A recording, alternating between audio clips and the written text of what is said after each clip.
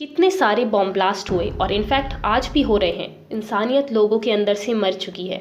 कौन भूल सकता है वो हिरोशिमा नागासाकी का अटैक। कौन भूल सकता है वो 11 सितंबर का अटैक जिसमें 2000 से ज़्यादा लोगों की मौत हुई।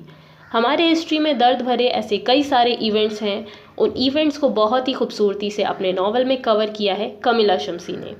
Hello guys, welcome to my channel. आज की इस वीडियो में हम कमिला शम्सी के एक एपिक हिस्टोरिकल नॉवल को डिस्कस करने वाले हैं जिसका नाम है बर्न्ड शैडोज़। इस नॉवल से जुड़े कुछ इंटरेस्टिंग फैक्ट्स मैं आपको वीडियो के एंड में बताऊंगी, तो चलिए स्टार्ट करते हैं।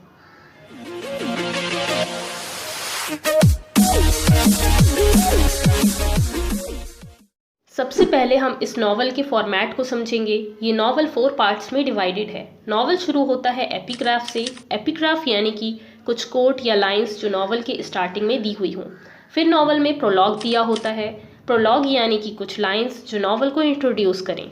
एक तरह से कह सकते हैं प्रोलॉग इंट्रोडक्शन होता है। फिर आता है इस नॉवल का फर्स्ट पार्ट जिसका नाम है the yet annoying world, Nagasaki 9 अगस्त 1945। फिर आता है सेकेंड पार्ट जिसका नाम है वेल्ड बर्ड्स, दिल्ली 1947। फिर आता है थर्ड पार्ट जिसका नाम है पार्ट एंगल वॉरियर्स, पाकिस्तान 1982-1983। फिर आता है fourth and last part the speed necessary to replace loss, New York Afghanistan 2001-2002। तो ये चारों पार्ट्स के नाम थे इस नॉवल के। ये नॉवल बहुत ही बड़ी हिस्ट्री को कवर करता है। कई सारे हिस्टोरिकल इवेंट्स इस नॉवल में दिखाए गए हैं। तो जैसा कि मैंने आपको बताया था कि ये नॉवल एपिग्राफ से स्टार्ट होता है। इस नॉवल के एपिग्राफ में एक कश्मीरी पोइट अगा शाहिद अली की लाइंस कोटेड हैं। वो लाइंस हैं, a time to recollect every shadow, everything the earth was losing, a time to think of everything the earth and I had lost, of all that I would lose, of all that that was losing. ये lines 1947 के India के partition की theme को दिखाती है। फिर आता है प्रोलॉग यानी कि कहानी को इंट्रोड्यूस करने वाली लाइंस। इस नॉवल का प्रोलॉग है, एक बंदा है, वो जेल में बंद है, उसे नंगा करके जंजीरों से बांधा गया है। वो बंदा सोच रहा है मैं यहाँ क्यों बंद हूँ, मैंने क्या गलत किया है, मेरा गुनाह क्या है। अभी हमें इस बंदे के बारे में कुछ भी नहीं पता है। इस प्रोलॉग का मतलब आपको नॉवल के आखिर में समझ में आ जाएगा। अब आता है नॉवल का फर्स्ट पार्ट। नागासाकी जापान की बात है। कॉनरेड वाइस नाम का एक जर्मन बंदा है जो दिल्ली से जापान गया हुआ है अपनी प्रॉपर्टी कब्जा करने के लिए, और वो एक बुक लिखना चाहता है जिसका नाम होगा कॉस्मोपॉलिटिशियन।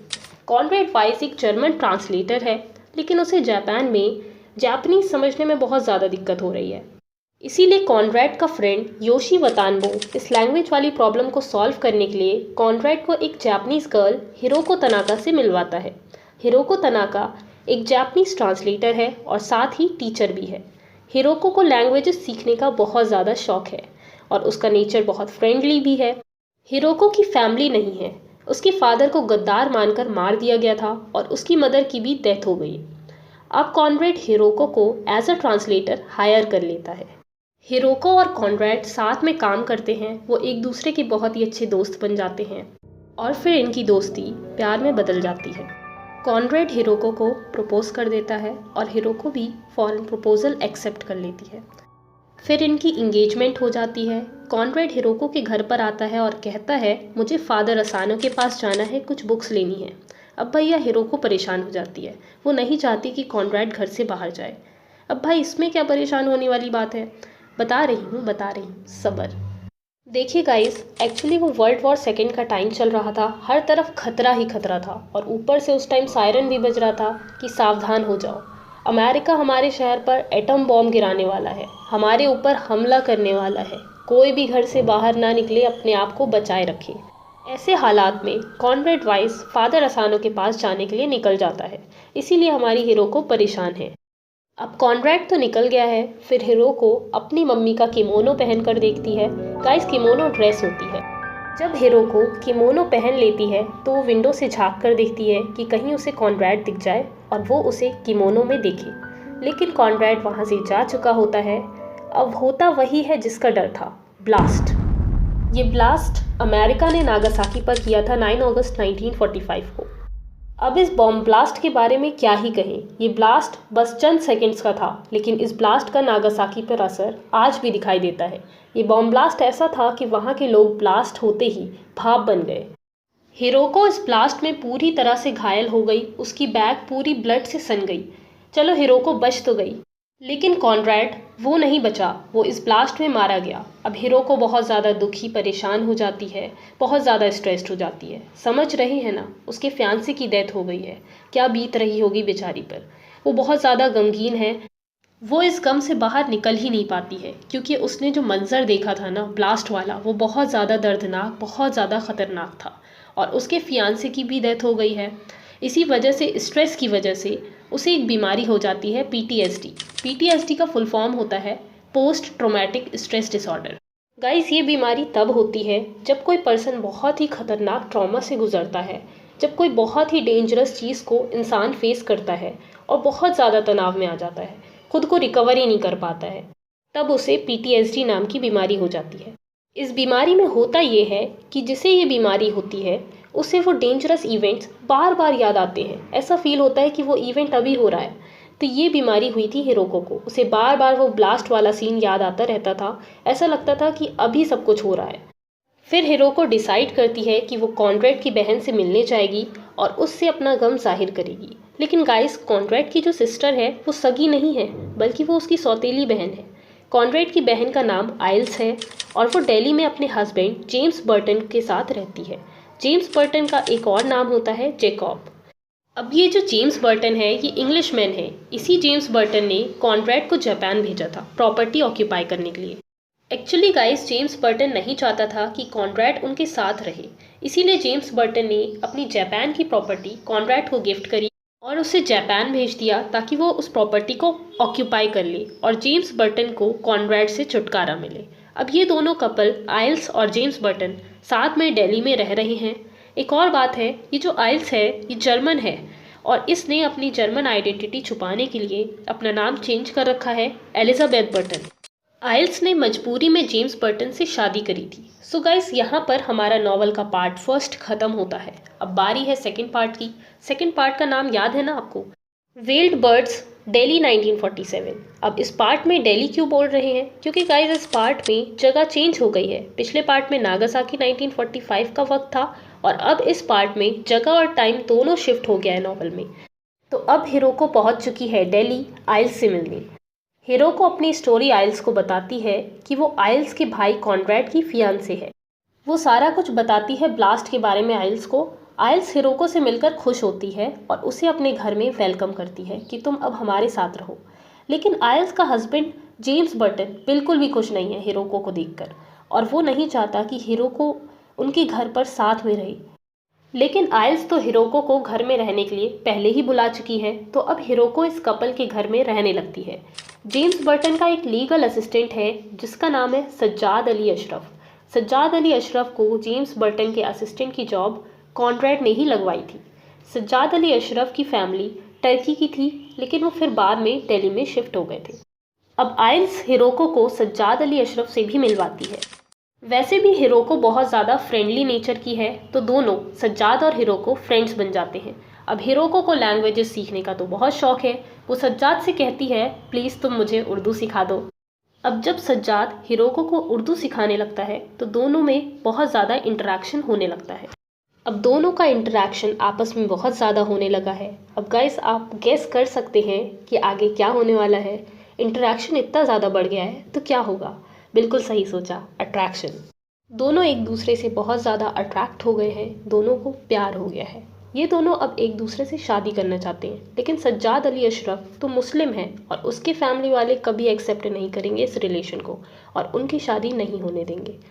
सज्जाद की फैमिली बहुत ही ज़्यादा रिलीजियस और स्ट्रिक्ट है। वो ना ही लव मैरिज को एक्सेप्ट करेंगे और ना ही इंटरकास्ट मैरिज को। वो सिर्फ अरेंज मैरिज को ही एक्सेप्ट करते हैं। तो ऐसे में सज्जाद ने डिसाइड किया कि वो हिरोको को लेकर इस्तांबुल भाग जाएगा। तो सज्जाद और हिरोको इस्तांबुल जाकर शादी कर लेते हैं। और अब होता क्या है, ये लोग तो इस्तांबुल में होते हैं और उधर इंडिया में पार्टीशन हो जाता है, पाकिस्तान बन जाता है। अब सज्जाद और हिरोको तो सिर्फ शादी करने गए थे इस्तांबुल। अब वो वापस दिल्ली लौटना चाहते हैं, लेकिन उन्हें इंडिया में एंटर होने ही नहीं दिया जाता। बल्कि सज्जाद से कहा जाता है कि तुम मुस्लिम हो और तुम्हें पाकिस्तान में जाकर रहना होगा। सज्जाद को फोर्स किया जाता है। मजबूरी में सज्जाद को हिरोको को लेकर कराची जाना पड़ा। अब वो दोनों कराची में रहने लगे। सेकंड पार्ट हमारा यहीं एंड होता है। अब आता है third part angle warriors Pakistan 1982 and 1983। Guys Karachi में नॉवल शिफ्ट हो गया है और साल है 1982। हिरोको और सज्जाद की शादी को पूरे 35 ईयर्स हो चुके हैं और इनका बेटा भी हो चुका है और वो 16 साल का हो गया है। इनके बेटे का नाम है रज़ा। अब बात यह है कि भाई इंडिया में तो सज्जाद अशरफ जेम्स बर्टन का लीगल असिस्टेंट था, लॉ से जुड़ा हुआ था। लेकिन कराची में उसका क्या प्रोफेशन है, क्या कर रहा है, वो कैसे अपनी फैमिली को चला रहा है। गाइस सज्जाद एक सोप फैक्ट्री में काम करता है। सज्जाद चाहता है कि उसका बेटा लॉ में जाए, लेकिन रज़ा लॉ में बिल्कुल भी इंटरेस्टेड नहीं है। हालांकि रज़ा पढ़ाई में बहुत ज़्यादा अच्छा है। सज्जाद चाहता है कि उसका बेटा रज़ा लॉ का नेशनल टेस्ट दे। रज़ा लॉ के नेशनल टेस्ट की प्रिपरेशन करता है। रज़ा को बहुत ही ज़्यादा एंग्जाइटी होती है इस नेशनल टेस्ट को लेकर। एंग्जाइटी यानी कि चिंता। किसी किसी के साथ होता है कि एग्ज़ाम्स में वो बहुत ज़्यादा टेंशन ले लेते हैं। अब रज़ा टेस्ट देता है लेकिन वो फेल हो जाता है। उसके सारे दोस्त पास हो जाते हैं। इस टेस्ट को दोबारा देने के लिए रज़ा को 1 साल और वेट करना पड़ेगा, क्योंकि ये टेस्ट 1 साल में एक ही बार होता है। अब बेचारे रज़ा का 1 साल बर्बाद हो गया। उसके सारे दोस्त उससे आगे चले गए। एक दिन रज़ा फ़िश मार्केट जाता है। वहाँ पर उसे एक बंदा मिलता है, अब्दुल्ला। अब्दुल्ला एक अफ़गान है। ये दोनों दोस्त बन जाते हैं। दोनों को ही पतंग उड़ाने का बहुत ज़्यादा शौक़ है। दोनों अब्दुल्ला और रज़ा साथ में पतंग भी उड़ाते हैं। एक दिन अब्दुल्ला रज़ा को गन दिखाता है और उसे अफ़गान ट्रेनिंग कैंप मुजाहिदीन के बारे में बताता है। वो रज़ा को अफ़गान मिलिट्री कैंप में शामिल होने का ऑफ़र देता है। अब रज़ा तो वैसे भी 1 साल तक फ्री है और वो बहुत ज़्यादा बोर भी हो चुका है फ्री रह रहकर। तो रज़ा मान जाता है, क्योंकि रज़ा सिर्फ 16 साल का है, उसे इन सब चीज़ों की समझ नहीं है, इसीलिए वो हाँ कर देता है। वो सोचता है कि अभी चले जाते हैं फिर वापस आ जाएंगे। लेकिन एक बार जो इस तरह के कैंप में चला गया, उसके लिए वापस आना बहुत ज़्यादा मुश्किल होता है। अब जो आइल्स और जेम्स बर्टन थे, उनका भी एक बेटा है, हैरी बर्टन। हैरी बर्टन रज़ा की फैमिली से मिलने आया है, सज्जाद और हिरोको से। ये बात अफ़गान ट्रेनिंग कैंप वालों को पता लग गई।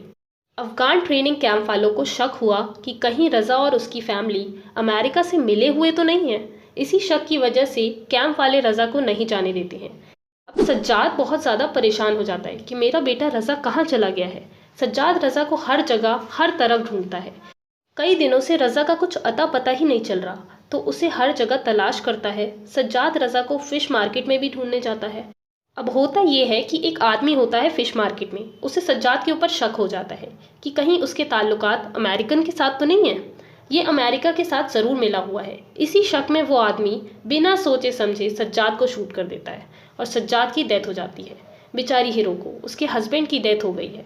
कैंप वालों को जो मिसअंडरस्टैंडिंग हुई थी रज़ा को लेकर, वो गलतफहमी उनकी दूर हो गई और उन्होंने रज़ा को छोड़ दिया। रज़ा और हिरोको दोनों बहुत ज़्यादा गम में डूबे हुए हैं और यहीं पर पार्ट थर्ड ख़त्म हो जाता है। फिर आता है part fourth, the speed necessary to replace loss, New York Afghanistan 2001 to 2002। Afghanistan की बात है। हैरी और रज़ा साथ में अफ़गानिस्तान में मिलिट्री कॉन्ट्रैक्टर का काम कर रहे हैं। हैरी का मर्डर हो गया है, पता नहीं किसने किया मर्डर, लेकिन मर्डर का सारा इल्ज़ाम सब कुछ रज़ा पर आ जाता है। रज़ा बेचारा बेगुनाह है, उसने कुछ नहीं किया है। रज़ा अपनी जान बचाने के लिए अमेरिका चला जाता है, न्यूयॉर्क में। अमेरिका में 9/11 अटैक हुआ था उस वक्त। 9/11 मतलब सितंबर 11, तो 11 सितंबर को अमेरिका पर टेररिस्ट अटैक हुआ था।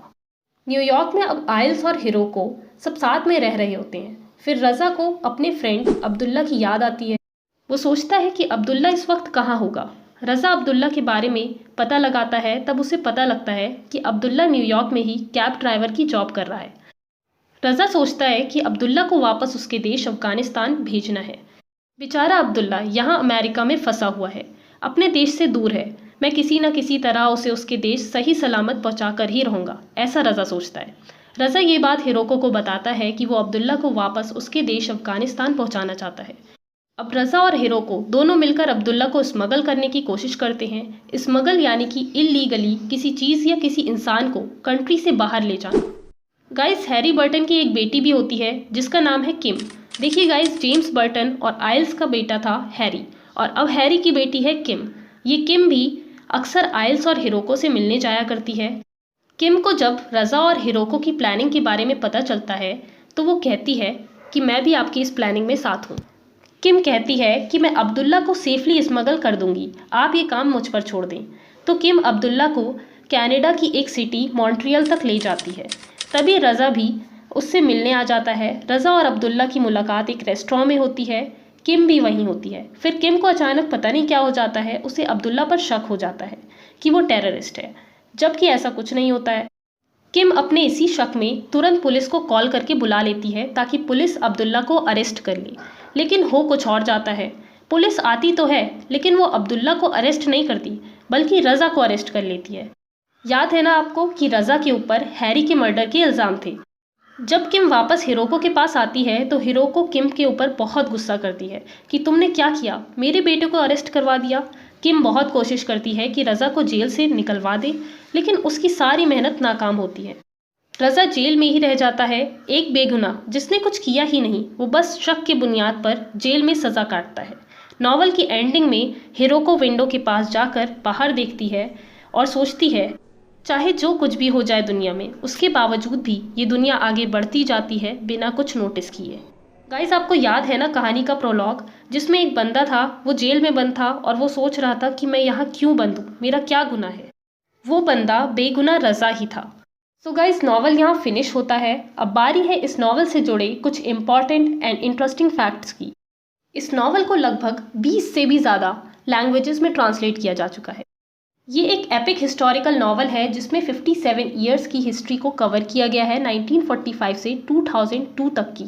इस नॉवल को एनिस फील्ड वॉल्फ बुक अवार्ड मिला था और इस नॉवल को यूके के बहुत ज़्यादा प्रेस्टिजियस अवार्ड ऑरेंज प्राइज़ के लिए भी नॉमिनेट किया गया था। ये कमिला शम्सी की 5th नॉवल है जो कि 2009 में लिखी गई और 2009 में ही पब्लिश भी हो गई। इस नॉवल में 6 कंट्रीज़ की सेटिंग है, याद है ना आपको? Japan, India, Turkey, Pakistan, Afghanistan, America. ये नॉवल प्रेजेंट टेंस में लिखी गई है। इस नॉवल का point of view 3rd person omniscient है। पॉइंट ऑफ व्यू यानी कि किसके नज़रिए से नॉवल रीडर्स को सुनाई जा रही है, कौन नॉवल को नरेट कर रहा है। तो यहाँ पर जो नॉवल को नरेट कर रहा है वो 3rd पर्सन है, वो नॉवल के अंदर एग्जिस्ट नहीं करता है। मतलब कि नैरेटर स्टोरी के अंदर का कोई कैरेक्टर नहीं है, बल्कि कोई और है बाहर का जिसे स्टोरी के बारे में सारी चीज़ें पता हैं। वो नैरेटर स्टोरी के इवेंट्स, कैरेक्टर्स, सबके बारे में सब कुछ जानता है।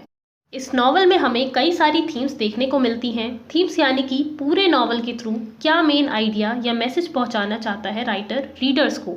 तो कई सारे आइडियाज़ यानी कि कई सारी थीम्स हैं इस नॉवल में, जैसे कि वॉर की थीम, नागासाकी वाला अटैक, 9/11 अटैक, ट्रॉमा, कॉनरेड और सज्जाद की डेथ और राजा का जेल जाना, लव, कॉनरेड और हिरोको का लव और फिर बाद में सज्जाद और हिरोको का, रिलीजियस फैक्ट, हिरोको और सज्जाद की शादी, यूनिटी, आइल्स और हिरोको की, अब्दुल्ला और रज़ा की, और रज़ा और हैरी की, पेन ऑफ माइग्रेशन, सज्जाद को इंडिया से पाकिस्तान जाना पड़ा मजबूरन पार्टीशन की वजह से। सो गाइस, ये थी नॉवल। मैंने ईजीएस्ट वे में सारे पॉइंट्स को कवर करते हुए आपको ये नॉवल समझाने की कोशिश करी है। होपफुली मेरी कोशिश सफल हुई होगी। वीडियो को अपना प्यार दे, ढेर सारे कमेंट्स एंड लाइक्स के थ्रू। चैनल को ज़रूर सब्सक्राइब करें। Thanks for watching.